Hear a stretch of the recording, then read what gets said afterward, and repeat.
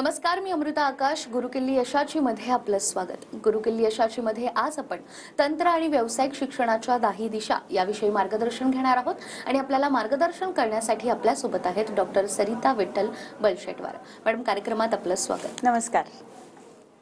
विषयाला आपण सुरुवात करणार आहोत त्याआधी आपण मॅडमची थोडक्यात ओळख करून घेऊयात. डॉक्टर सरिता यांच्याबद्दल बोलायचं झालं तर त्यांनी इन्फॉर्मेशन टेक्नॉलॉजीमध्ये PhD केली आहे. तसंच त्यांना 22 वर्षांचा अनुभव आहे. डॉक्टर सरिता या यशोदा कॉलेज ऑफ इंजिनिअरिंग आणि पॉलिटेक्निक सातारा येथे कम्प्युटर सायन्स आणि इंजिनिअरिंग डिपार्टमेंटच्या हेड म्हणून कार्यरत आहेत. तर मॅडम, आपली ओळख करून झालेली आहे आणि सगळ्यात महत्त्वाचा अभ्यासक्रमाविषयी आपण बोलणार आहोत. 10वी झाल्यानंतर विद्यार्थ्यांना अनेकदा उत्सुकता असते की आता पुढे काय करायचं. तर 10वी नंतरचं जे तंत्र शिक्षण आहे त्याच्या अभ्यासक्रमाबद्दल आम्हाला सगळ्यात आधी काय सांगाल? 10वी नंतरनं विद्यार्थी जो आहे तो अगदीच असं म्हणू शकतो की शालेय जीवनातनं कॉलेज जीवनाकडे वळत असतो आणि 10वी नंतर त्याला तंत्र शिक्षणामध्ये जर संधी असेल तर ती म्हणजे आपलं इंजिनिअरिंगचं डिप्लोमा किंवा पॉलिटेक्निक असं आपण ज्याला कॉमन लँग्वेजमध्ये म्हणतो ते इंजिनिअरिंग अँड टेक्नॉलॉजीमध्ये तो करू शकतो किंवा हॉटेल मॅनेजमेंट आणि केटरिंगमध्ये सुद्धा डिप्लोमा आहे. कुठलाही डिप्लोमा तुम्हाला करायचा असेल तर तो 10+3 म्हणजे 3 वर्षाचा डिप्लोमा असतो किंवा 12वी नंतर तुम्ही 2 वर्षामध्ये करू शकता किंवा ITI 2 वर्षाचा झाला असेल तर डायरेक्ट सेकंड इयरला मिळतं आणि मग तेही 2 वर्षामध्ये तुम्ही कंप्लीट करू शकता. मला इथे अमृता असं सांगावंसं वाटेल की जेव्हा विद्यार्थी 10वी नंतर डिप्लोमा करतो तो परिपक्व होतो. कसा काय तर 10वी आणि 12वी किंवा 11वी 12वी केल्यानंतर जनरली आपण थेरॉटिकल बेस पक्का करतो आणि आपण जर पॉलिटेक्निक किंवा डिप्लोमा करून आलो ना तर प्रॅक्टिकल बेस खूप चांगला होतो. आणि मला असं वाटतं की डिप्लोमा केल्यानंतर जो विद्यार्थी तयार होतो तो प्रॅक्टिकल अप्रोचने तयार होतो. त्यामुळे मी असं म्हणेल की 10वी नंतरचा डिप्लोमा आयुष्यामध्ये खूप खूप उपयोगी पडतो. त्याच्यानंतर तुम्ही सहजपणे एखाद्या जॉबला लागू शकता किंवा उच्च शिक्षणासाठी परत जाऊ शकता. अगदीच. खरं तर 10वी नंतरच विद्यार्थ्याचा बेस हा पक्का होतो असं म्हटलं जातं. मात्र 10वी बद्दल तर तुम्ही सांगितलं. आता 12वी नंतर देखील विद्यार्थ्यांना व्यावसायिक किंवा तंत्र शिक्षण अभ्यासक्रमाला ऍडमिशन घ्यायचं असेल तर त्यासाठी नेमकं मग काय करावं लागतं? 12वी नंतर सायन्स जर केलं असेल तुम्ही 12वी सायन्स नंतर तुम्हाला अनेक फील्ड्स आहेत जसं इंजिनिअरिंग आहे, आर्किटेक्चर आहे, त्याच्यानंतर मेडिसिन किंवा मेडिकलला तुम्ही जाऊ शकता किंवा पायलटचं ट्रेनिंग, हे सगळे प्रोफेशनल कोर्सेस आहेत. पण त्यातल्या त्यात जर तुम्ही टेक्निकल एज्युकेशनमध्ये येणार असाल तर मग इंजिनिअरिंग अँड टेक्नॉलॉजीमध्ये भरपूर वेगवेगळे अभ्यासक्रम आहेत. जसं की तुमच्याकडे असू शकतं electronics and telecommunication, mechanical engineering, marine engineering, aerospace engineering, chemical engineering, polymer engineering. परत आता जे खूप येऊ घातलेलं आहे ते कृत्रिम बुद्धिमत्तेचं म्हणजेच AI डेटा सायन्स किंवा AI मशीन लर्निंग आहे आणि इन्फॉर्मेशन टेक्नॉलॉजी, असे अनेक कोर्सेस जे आहेत ते सायन्स स्ट्रीम म्हणजे 12वी सायन्स नंतर तुम्ही करू शकता. जे की आपण म्हणतो की इंजिनिअरिंगचा फील्ड किंवा असं आपण थोडक्यात असं म्हणू शकतो की इंजिनिअरिंग जर केलं तर काय होऊ शकतं. तर हे सगळे जे कोर्सेस आहेत ते BTechचे कोर्सेस आहेत आणि हे 4 वर्षामध्ये कंप्लीट होऊ शकतात. अगदी. जसं तुम्ही आता सांगितलं की इंजिनिअरिंगचा तुम्ही उल्लेख केला, तर ज्या विद्यार्थ्यांना इंजिनिअरिंगला जायचं आहे, फार्मसी किंवा आर्किटेक्चरसाठी जायचं आहे, तर त्याचे देखील पात्रतेचे काही निकष असतात का? तर ते देखील विद्यार्थ्यांना तुम्ही कसे समजवाल? जर का आपण पात्रता निकष असं म्हणत असू तर सर्व विद्यार्थ्यांना 12वी करणं तर अनिवार्य आहे. 12वी मध्ये तुम्हाला 45% गुण असणं गरजेचे आहेत खुल्या वर्गासाठी आणि 40% गुण हे कॅटेगरीच्या विद्यार्थ्यांसाठी मॅन्डेटरी आहे. मग जर का तुम्हाला इंजिनिअरिंग फील्डमध्ये यायचं असेल तर PCM ग्रुप म्हणजे फिजिक्स, केमिस्ट्री आणि मॅथमॅटिक्स हे तुमचं MHCET ह्या परीक्षेद्वारे ग्रुप असला पाहिजे आणि त्याच्यामध्ये तुम्हाला जर इकॉनॉमिकली वीकर सेक्शनमधून ॲडमिशन घ्यायचं असेल तर किमान गुण तुम्हाला 119 लागतात आणि जर खुला वर्ग असेल तर 134 असे मार्क असतात गरजेचे आहेत. तसं 12वी मध्ये तुम्हाला 45% आणि 40% असे लागतात. जर तुम्हाला B.Arch करायचं असेल, B.Arch म्हणजे आर्किटेक्चरला जर तुम्हाला जायचं असेल तर ते 5 वर्षाची डिग्री कोर्स आहे आणि त्याच्यासाठी तुम्हाला PCB घेऊनच PCM घेऊन करावं लागतं आणि त्याच्यासाठी नाटा ही परीक्षा कंपल्सरी द्यावी लागते. National aptitude test for architecture हे तुम्हाला कंपल्सरी द्यावी लागते आणि त्याच्यामध्ये 200 पैकी 70 गुण असणं अनिवार्य आहे. प्लस दुसरा मार्ग आर्किटेक्चरला जाण्यासाठी असा आहे की तुम्ही नाटाच्या ऐवजी JEE मेन्सचा जो B.Archचा पेपर आहे तोही तुम्ही देऊन जाऊ शकता. आणि तिसरा क्षेत्र जो मी म्हणाले ते फार्मसी आहे. फार्मसीमध्ये जाण्यासाठी तुम्हाला PCM किंवा PCB म्हणजे फिजिक्स केमिस्ट्री बायोलॉजी किंवा फिजिक्स केमिस्ट्री मॅथमॅटिक्स हा MHCETचा कुठलाही ग्रुप देऊन तुम्ही B.Pharmला घेऊ शकता ॲडमिशन. पण B.Pharmला ॲडमिशन घेत असताना तुम्हाला दोन्ही ग्रुप जर असतील तर दोन्हीपैकी ज्याच्यामध्ये मॅक्सिमम गुण आहेत ते कन्सिडर होऊन तुमचं मेरिट लिस्टला पुढे नाव लागतं. अगदी सर, ज्या विद्यार्थ्यांना 12वी नंतर देखील इंजिनिअरिंगला जायचं आहे, फार्मसी करायची, तर त्यांच्यासाठी पात्रतेचे नेमके निकष कोणते आहेत हे तर तुम्ही सांगितलं. मात्र यशोदा टेक्निकल कॅम्पसमध्ये देखील कोणकोणते अभ्यासक्रम आहेत आणि ज्याची माहिती खरं तर विद्यार्थ्यांपर्यंत पोहोचणं गरजेचं आहे असं तुम्हाला वाटतं? यशोदा टेक्निकल कॅम्पस हे असं खूपच सुंदर निसर्गरम्य कॅम्पस आमचं 40 एकरमध्ये सातारामध्ये पुणे बेंगलोर हायवे नजीक वाडेफाटा म्हणून आहे तिथे आहे. आणि मला सांगायला असं खूप अभिमान वाटतो की आमच्याकडे UG म्हणजे तुम्हाला अंडर ग्रॅज्युएशन पोस्ट ग्रॅज्युएशन हे कोर्सेस तर आहेत पण CBSE शाळा पण आहे. म्हणजे तुम्ही अगदी UKG पासून ते PG पर्यंतचं शिक्षण आमच्या कॅम्पसमध्ये घेऊ शकताय. त्याच्यामध्ये CBSE शाळा आहे, त्याच्यानंतर डिप्लोमा इन इंजिनिअरिंग आहे, डिप्लोमा इन फार्मसी आहे. त्याच्यानंतर जेव्हा तुम्ही ग्रॅज्युएशनच्या सेक्शनला याल त्यावेळेस BTech आहे. BTech आमचा वेगवेगळा, मी परत सांगेन की BTech अजून कशा कशामध्ये कोर्सेस आहेत आमचे. त्यानंतर B.Arch आहे, त्याच्यानंतर B.Pharmacy आहे, M.Pharm आहे, M.Tech आहे, MBA आणि MCA असे अनेक वेगवेगळे पर्याय आमच्याकडे उपलब्ध आहेत. आणि जर तुम्ही डिप्लोमाबद्दल विशेष करून बोलत असाल तर डिप्लोमामध्ये आमच्याकडे कम्प्युटर इंजिनिअरिंग आहे, इन्फॉर्मेशन टेक्नॉलॉजी आहे, AI/ML जे आत्ता येऊ घातलेलं खूप मोठं क्षेत्र आहे त्याच्यात सुद्धा यंदाच्या वर्षी आम्ही डिप्लोमा सुरू केलेला आहे. त्याच्यानंतर मेकॅनिकल इंजिनिअरिंग आहे, इलेक्ट्रिकल इंजिनिअरिंग आहे आणि सिव्हिल इंजिनिअरिंग असे डिप्लोमा मधले पर्याय आहेत. आणि डिप्लोमा तुम्ही 2 पद्धतीने, मी जसं पूर्वी आत्ताच्या प्रश्नाला पण बोलली होते की 10वी नंतर 3 वर्षात करू शकता किंवा 12वी मध्ये जर तुमचं PCM ग्रुप बसत नसेल आणि तुम्हाला इंजिनिअरिंगच्या क्षेत्रामध्ये डिग्री करता येत नसेल तर तुम्ही डिप्लोमाला घेऊ शकता आणि डिप्लोमाला डायरेक्ट सेकंड इयरला तुम्हाला ॲडमिशन मिळू शकते. किंवा तसंच ज्यांनी ITI 2 वर्षाचा केला असेल ते सुद्धा डिप्लोमाला घेऊ शकतात इंजिनिअरिंग अँड टेक्नॉलॉजीला. त्याच्यानंतर आहे diploma in pharmacy. Diploma in फार्मसीला तुम्हाला 12वी नंतरच कंपल्सरी PCM ग्रुप करूनच जावं लागतं. त्यानंतर जर डिग्री कोर्सेसकडे आपण वळू तर आमच्याकडे BTech in computer science and engineering आहे, BTech in artificial intelligence and data science आहे, BTech इन इलेक्ट्रिकल इंजिनिअरिंग आहे, BTech in electronics and telecommunication engineering आहे, BTech इन मेकॅनिकल इंजिनिअरिंग आहे आणि BTech इन सिव्हिल इंजिनिअरिंग आहे. हे सारे courses जे मी तुम्हाला आत्ता सांगितले ते सगळे 4 वर्षाचे कोर्सेस आहेत. तसंच B.Pharmacy आहे. B.Pharmacy जे आहे ते रेग्युलर B.Pharmacy कोर्स आहे. त्याच्यानंतर B.Arch आहे जे 5 वर्षाचा कोर्स आहे जे रेग्युलर बी आर्किटेक्चर असं म्हणू शकतो तो आहे. त्याच्यानंतर आमच्याकडे आहे मास्टर्समध्ये M.Tech जे की इंजिनिअरिंग अँड टेक्नॉलॉजीचा क्षेत्र आहे. त्याच्यामध्ये स्पेसिफिकली मेकॅनिकल इंजिनिअरिंगमधून आम्हाला प्युअर मेकॅनिकल कोर मेकॅनिकल इंजिनिअरिंगमधून आहे. त्यानंतर मास्टर्स M.Pharmसाठी पण आहे. मास्टर्स M.Pharmचं जे आहे ते 2 स्पेशलायझेशन उपलब्ध आहेत. एक आहे फार्मकोलॉजी आणि दुसरं आहे फार्मास्युटिक्स. त्याच्यानंतर MBA आहे, मास्टर इन बिझनेस ॲडमिनिस्ट्रेशन आणि मास्टर इन कम्प्युटर ॲप्लिकेशन असे KG to PG असे सगळे कोर्सेस आमच्याकडे उपलब्ध आहेत. अगदीच वेगवेगळ्या कोर्सेस बद्दल तुम्ही आता सांगितलं. एखाद्या विद्यार्थ्याला इंजिनिअरिंग मध्ये इंटरेस्ट असतो तर एखाद्याला फार्मसीत जायचं असतं तर ते सगळे कोर्स आपल्याकडे उपलब्ध आहेत. यानंतर असा प्रश्न आहे की विद्यार्थी म्हणतात मग आम्हाला शिष्यवृत्ती मिळू शकते का आणि त्याचा लाभ आम्ही नेमका कसा घ्यावा, तर याबद्दलही विद्यार्थ्यांना काय मार्गदर्शन कराल? ह्याबद्दल मी असं बोलेल की यशोदा शिक्षण प्रसारक मंडळाचे जे यशोदा टेक्निकल कॅम्पस आहे साताऱ्यामध्ये, ते AICTE आणि DTE मान्यताप्राप्त इन्स्टिट्यूट आहे.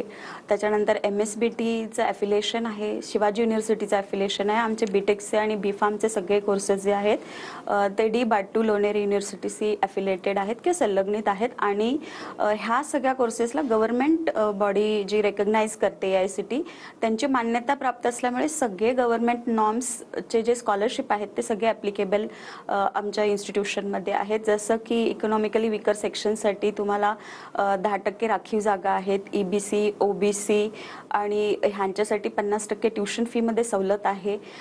त्याच्यानंतर तुम्हाला TFWSचे सीट आहे ज्याच्यामध्ये ट्युशन विदाऊट फी म्हणजे पूर्ण फी माफ असते. त्याच्यानंतर मायनॉरिटी क्लासला 50% ट्युशन फी सवलत आहे. अशा सगळ्या सोयी ज्या गव्हर्नमेंटच्या दिलेल्या आहेत त्या सगळ्या नॉर्म्सप्रमाणे प्रत्येक विद्यार्थ्याला मिळेल, जो की ॲडमिशन आमच्याकडे रेग्युलर जी कॅप राऊंड होतात आपले, सेंट्रल प्रोसेस जी आहे आपली DTEच्या मार्फत होते, त्याच्या थ्रू आलेल्या सगळ्या विद्यार्थ्यांना मिळते. जसं की कॅप 1 असतं, कॅप 2, कॅप 3 हे सगळ्या एज्युकेशन साठी DTEनी आणि AICTEनी टाकलेला रूल आहे की त्याच्या मार्फत जे कोणी येईल त्या सगळ्यांना ह्या सोयी मिळणार आहेत. पण ह्याशिवाय आमच्याकडे अजून 2 स्कॉलरशिप्स आहेत. त्या म्हणजे कमिन्स इंडियाची स्कॉलरशिप आहे, विद्यार्थिनींना मिळते, विद्यार्थ्यांना. आणि दुसरं आहे ते सायरस पुनावाला स्कीम पण स्कॉलरशिपच्या मार्फत विद्यार्थ्यांना मिळते. अगदीच. आणि स्कॉलरशिप मिळाल्यानंतर किंवा हा संपूर्ण अभ्यासक्रम झाल्यानंतर विद्यार्थ्यांना कुठेतरी कॅम्पस इंटरव्ह्यूची देखील उत्सुकता असते, तर अशी देखील कोणती सोय आपल्याकडे उपलब्ध आहे का? हो, कॅम्पस बद्दल जर बोलाल तर आम्ही कॅम्पसचा एक सेपरेट सेल आहे आमचा, ट्रेनिंग अँड प्लेसमेंट सेल आहे, जो पूर्ण इन्स्टिट्यूशनसाठी एकत्र राबवला जातो. आणि त्याच्यामध्ये खूपच व्यवस्थित रचना केलेली आहे, ज्यामुळे विद्यार्थ्यांना प्लेसमेंटसाठी जेव्हा सामोरे जातात ते कंपनी इंटरव्ह्यू द्यायला किंवा कॅम्पस फेस करतात त्यावेळेस त्यांची पूर्ण तयारी झालेली असते. मी सांगेन की फर्स्ट इयरमध्ये जेव्हा विद्यार्थी येतो त्यावेळेस त्याला कम्युनिकेशन स्किल की बिझनेस कम्युनिकेशनमध्ये काय वर्डिंग असतं, कसं असतं, काय परफॉर्मन्स बेसिसवरती इव्हॅल्युएशन होत असतं आपलं, हे फर्स्ट इयरपासूनच सगळं तयारी करून घेतली जाते. त्याच्यानंतर सेकंड इयरमध्ये ॲप्टिट्यूड ट्रेनिंग, म्हणजे आपण ऐकलोय की 5वी किंवा 8वीमध्ये जी आत्ताची स्कॉलरशिप होते त्याच्यामध्ये बरेच विद्यार्थी बसतात, बरेच विद्यार्थी बसत नाहीत. पण ती ॲप्टिट्यूड ट्रेनिंग जी आहे ना ती खरंच खूप गरजेची आहे. कारण का जेव्हा आपण एखाद्या कंपनीला आपल्या कॅम्पसमध्ये बोलवतो आणि सांगतो की आमचे विद्यार्थी रेडी आहेत इंटरव्ह्यूसाठी किंवा कंपनीला येण्यासाठी, तर ते सगळ्यात आधी ना टेक्निकल स्किल्सच्या पण आधी तुमच्याकडे किती थिंकिंग लेवल आहे, तुमचं ग्रास्पिंग कसं आहे, किंवा तुमचं इव्हॅल्युएशन प्रॅक्टिसेस किती आहेत, किंवा तुम्हाला जसं की मी तुला छोटंसं एक उदाहरण सांगते अमृता, की आपण लहानपणी स्कॉलरशिपमध्ये शिकलोय की एखादी ट्रेन उजवीकडून धावते आणि एक समोरून ट्रेन येते, ते एकमेकांना किती अंतरावरती किती वेळेला क्रॉस करतील हे आपण 5वी किंवा 4थीमध्ये शिकलोय. पण ते इंजिनिअरिंगला आल्यावर असं वाटतं की अरे ते तर जुनं झालंय, आता काही त्याची काही गरज नाहीये आपल्याला. नाही, पण कंपनी इथेच क्रिटिकल थिंकिंग आणि हे विचार करते की ह्या मुलांना हे सगळं जमतं का. अशा जमणाऱ्या विद्यार्थ्यांना कंपनी घेते असं म्हणायला काही हरकत नाही. कारण ज्यांचं थिंकिंग लेवल त्या टाईपचं असतं, ज्यांचं लॉजिकल लेवल चांगलं आहे किंवा IQ लेवल चांगलं आहे असं म्हणू शकतो, त्यांना कंपनी पटकन उचलते. त्यामुळे आम्ही फर्स्ट इयरमध्ये जेव्हा तुमचं कम्युनिकेशन छान होतं ते 4थ्या वर्षीपर्यंत कम्युनिकेशनवरती भर असतोच. त्याच्यानंतर सेकंड इयरला जेव्हा विद्यार्थी येतात त्यामध्ये आम्ही ॲप्टिट्यूड ट्रेनिंग कव्हर करून घेतो दोन्ही सेमिस्टरमध्ये.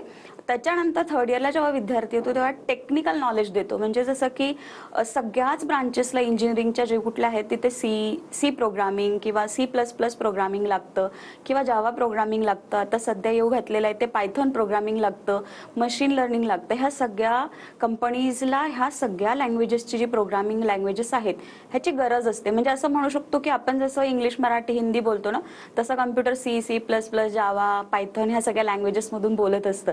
तर ते शिकणंही तेवढंच गरजेचं आहे. तर मग त्याचं ट्रेनिंग प्रत्येक विद्यार्थ्यांना थोडंफार तरी आलं पाहिजे. आणि त्यातल्या त्यात ज्यांना IT सेक्टर किंवा IT प्रोफेशनल्स किंवा सॉफ्टवेअर इंजिनिअरिंगमध्ये जायचंय ह्यापैकी एका लँग्वेजमध्ये खूपच प्रोफिशियन्सी असणं गरजेचं आहे. तर थर्ड इयरमध्ये अगदीच खूप म्हणजे भर देऊन ह्या टेक्निकल ट्रेनिंग दिलं जातं. त्याच्यानंतर तुमचं सॉफ्ट स्किल डेव्हलपमेंट जे म्हणतो आपण की इंटरव्ह्यू टेक्निक्स म्हणा किंवा ग्रुप डिस्कशनला कसं फेस करायचं, कसं बोलायचं, कुणी स्टार्ट करायचं किंवा कसं एंड होतं ग्रुप डिस्कशन, मार्किंग स्कीम कशी असते, ह्याची ट्रायल किंवा मॉक टेस्ट घेतली जाते.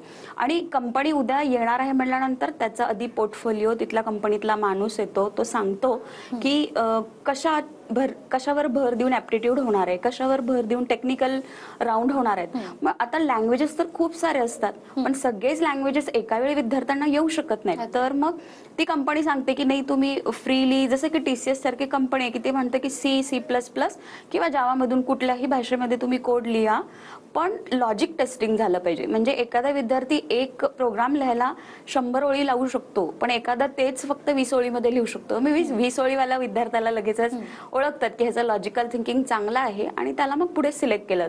ही आमच्याकडूनची तयारी आहे. आणि एवढी जेव्हा तयारी विद्यार्थी करतो तेव्हा ऑफ कॅम्पस किंवा ऑन कॅम्पस दोन्ही पद्धतीने तो म्हणजे स्वतःच्या लेवलवरही अप्लाय केलं तर त्याला मिळतं.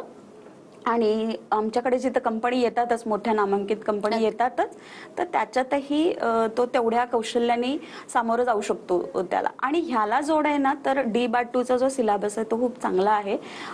त्या करिक्युलममध्ये ना तुम्ही प्रत्येक सेमिस्टर, म्हणजे आता इंजिनिअरिंगचं उदाहरण जर घेतलंस तर त्याच्यामध्ये एकूण 4 वर्ष आहेत आणि 4 वर्षामध्ये 8 सेमिस्टर्स होतात. तर प्रत्येक सेमिस्टर नंतर इंटर्नशिप आहे, म्हणजे त्यांनी एक 10-15 दिवस जाऊन इंडस्ट्रीमध्ये काम केलं पाहिजे असं अपेक्षित आहे, किंवा वर्षाकाठी 1 महिना जाऊन इंडस्ट्रीत त्यांनी काम केलं पाहिजे. कारण काय होतं ना की इंजिनिअरिंग करताना असं वाटतं की मला खूप छान मोठ्या मोठ्या कंपनीमध्ये जायचंय, तिथं मी काम करू शकेन, पण 10 तास 12 तास काम करण्याची क्षमता आहे का, खरंच कॉर्पोरेट कल्चर कसं आहे. मग हे कॉर्पोरेट कल्चर समजून घेण्यासाठी कंपनीमध्ये जाऊन काम करावं लागतं. आणि त्यासाठी मग विद्यार्थ्यांना आयदर कॉलेज कंपनी प्रोव्हाइड करतं किंवा ते स्वतःच्या लेवलवरही कंपनी शोधून तिथे इंटर्नशिपसाठी जाऊ शकतात. अगदीच. विद्यार्थ्यांना खरं तर फक्त अभ्यासक्रम न देता संपूर्ण सोयी सुविधा आणि विद्यार्थ्याचा इंटरव्ह्यू होईपर्यंत आपण त्याच्यासोबत असतो. आणि या संपूर्ण प्रोसेसबद्दल मॅडमने आपल्याला सांगितलंच आहे. आणखीनही माहिती आपण त्यांच्याकडून घेणार आहोत एका छोट्याशा ब्रेक नंतर.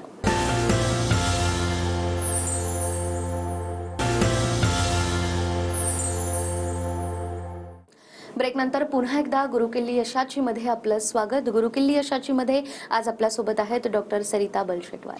तर ब्रेकवर जाण्यापूर्वी जसं तुम्ही सांगितलं की कोणकोणते अभ्यासक्रम आहेत आणि कशा पद्धतीने आपण विद्यार्थ्यांच्या पाठीशी उभे असतो, यामध्ये खरं तर रिसर्च देखील तितकाच महत्त्वाचा आहे. तर R&D डिपार्टमेंट आपलं नेमकं कसं काम करतं?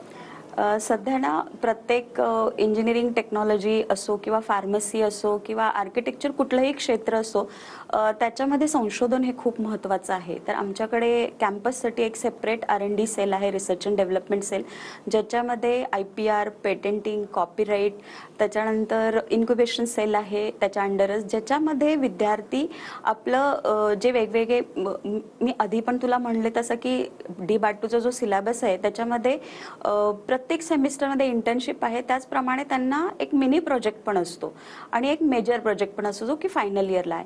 तर तो सेकंड इयर पासून फ्लो व्हायला सुरू होतो, तो फायनल इयर पर्यंत जाऊन पोहोचतो.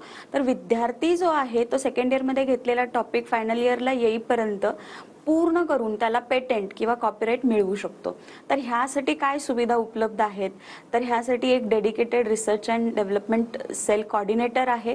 प्रत्येक डिपार्टमेंटला रिसर्च अँड डेव्हलपमेंट कोऑर्डिनेटर आहे. त्याच्यानंतर विद्यार्थ्यांमध्ये दर 15 दिवसांनी आयडिएशन किंवा आयडिया येण्यासाठीचं जी प्रोसेस असते, की जनरली विद्यार्थ्यांना वाटतं की अरे ह्यावरती मी काहीतरी करू शकतो, त्यावरती पण माहिती नसतं की करू शकेल का नाही. तर दर 15 दिवसांनी एक छोटंसं 20 मिनिटाचं सेशन असतं, ज्याच्यामध्ये विद्यार्थ्यांना सांगण्यात येतं की हे आयडिएशन असं होतं किंवा जागतिक स्तरावरती ह्या क्षेत्रामध्ये काय झालेलं असतं किंवा तुमची आयडिया तुम्ही कसं ब्लूम करू शकताय. तर मला सांगायला इथे खूप आवडेल अमृता की माझ्या कॅम्पसमधले अनेक रिसर्च प्रोजेक्ट सँक्शनही झालेले आहेत DTE मार्फत, प्राध्यापकांचे सुद्धा आणि विद्यार्थ्यांना सुद्धा. आता इन्क्युबेशन सेलमधून D-BAT2च्या त्या विद्यार्थ्याचं स्टार्टअपसाठी प्रपोजल त्यांनी टाकलं होतं, ते मान्य झालंय आणि आता थोड्याच दिवसात दिवसात तो त्याचा स्टार्टअपही सुरू करेल. त्याच पद्धतीने पेपर पब्लिकेशनही भरपूर होतात रिसर्च अँड डेव्हलपमेंट सेलच्या अंडर. आणि यंदा आमच्या दरवर्षी जवळपास 700 ते 800 विद्यार्थी प्लेसमेंट होतात. आजपर्यंत 9500 विद्यार्थी प्लेस झाले. तर त्याला कुठेतरी हे रिसर्च अँड डेव्हलपमेंट सेलची ऍक्टिव्हिटी पण खूप असं म्हणू शकतो की आधार होतीये, किंवा नुसतंच प्लेसमेंट किंवा दुसऱ्यांना सर्व्हिंग करण्यासाठी न जाता तर स्वतःही एखादा एंटरप्रेनर व्हायचं असेल तर त्याच्यासाठी काय करायला पाहिजे ही सुद्धा तयारी विद्यार्थ्यांकडनं करून घेतली जाते. अगदीच. तर विद्यार्थ्यांना नेमकं काय काय दिलं जातं याबद्दल तुम्ही सांगितलं. पालकांना देखील तितकीच उत्सुकता असते की शैक्षणिक सुविधा कोणकोणत्या विद्यार्थ्यांना मिळत आहेत, तर याविषयी देखील आम्हाला अगदी थोडक्यात काय सांगाल? अच्छा. यशोदा शिक्षण प्रसारक मंडळ हे प्राध्यापक दशरथ सगरे सरांनी त्यांच्या प्रदीर्घ 40 वर्षाच्या अनुभवातनं स्थापन केलेलं आहे. ते स्वतः एक शिक्षक आहेत, त्यामुळे त्यांना माहिती आहे की एखाद्या विद्यार्थ्याला काय काय गरज असते. तर त्यासाठी सगळ्यात आधी जे टेक्नॉलॉजिकल किंवा टेक्निकल एज्युकेशन कॅम्पस आहे, त्यामुळं पूर्ण आमचा कॅम्पस जो आहे तो वायफाय कॅम्पस आहे. त्यानंतर दुसरी विद्यार्थ्यांना लागते ते म्हणजे खाण्याची सोय. त्याच्यासाठी एक उत्तम असं केटरिंग सेंटर आहे, स्वतःचं कॅन्टीन आहे आमचं मस्त भलं मोठं आणि एकदम स्पेशियस. त्याच्यानंतर आहे विद्यार्थ्यांना अभ्यास करण्यासाठी 24 तास 7 दिवस उपलब्ध रीडिंग रूम आहे. जवळपास 1 लाख पुस्तकं डिजिटल लायब्ररीमध्ये आणि प्रॉपर आपले जे बुक्स म्हणू शकतो आपण, मुलं तिथे बसून वाचू शकतात असं आहे. त्याच्यानंतर आमच्याकडे मुलींचं हॉस्टेल आहे, 300 मुलींचं हॉस्टेल आहे, खूप छान असं म्हणू शकतो की 3 स्टार हॉस्टेल आहे आमचं. आणि त्याच्यानंतर 100 मुलांसाठीचं हॉस्टेल आहे. त्यानंतर कॅम्पसमध्ये जे आहे ते ओपन जिम आहे, जिमखाना सेपरेट आहे, स्पोर्ट्स सेंटर सेपरेट आहे, ॲक्टिव्हिटी सेंटर सेपरेट आहे. ह्या सगळ्या गोष्टी जेव्हा होतात त्यावेळेत फक्त आपण करिक्युलर किंवा फक्त करिक्युलमवर भाग देतो का, नाही तर एक्स्ट्रा करिक्युलर आणि को करिक्युलर ॲक्टिव्हिटीज पण विद्यार्थ्यांसोबत तिथे दरवर्षी होतात. जसं की यशो टेक फेस्ट हे आमचं टेक्निकल इव्हेंट आहे. पूर्ण सातारा जिल्ह्यामधले, सातारा जिल्ह्याच्या बाहेरून पण विद्यार्थी दरवर्षी येत असतात आणि त्याच्यामध्ये पोस्टर, पेपर प्रेझेंटेशन अशा गोष्टी केल्या जातात. त्याच्यासोबत विद्यार्थ्यांच्या कलागुणांना वाव देण्यासाठी म्हणून दरवर्षी गॅदरिंग असतं आणि 1 वीकचा स्पोर्ट्सचा आठवडा असतो, ज्यामध्ये अगदी कॅम्पसमधले सगळे विद्यार्थी उत्सुकतेने भाग घेतात. आणि असा एक प्रफुल्लित असा खूप सुंदर पॉझिटिव्ह एनर्जीने भरलेला असा आमचा कॅम्पस आहे. अगदीच. विद्यार्थ्यांसाठी वेगवेगळे उपक्रम खरं तर आपल्या इथे राबवण्यात येतात आणि म्हणूनच हजारो विद्यार्थ्यांची पसंती ही यशोदा टेक्निकल कॅम्पसलाच आहे. आणि त्याबद्दल आज तुम्ही आम्हाला इतकी महत्त्वाची माहिती दिली. आपले खूप खूप आभार. धन्यवाद. त्याचबरोबर गुरुकिल्ली यशाची या कार्यक्रमात वेळ झाली आहे इथेच थांबण्याची. पुन्हा भेटूया अशाच एका नव्या विषयासह. तोपर्यंत नमस्कार.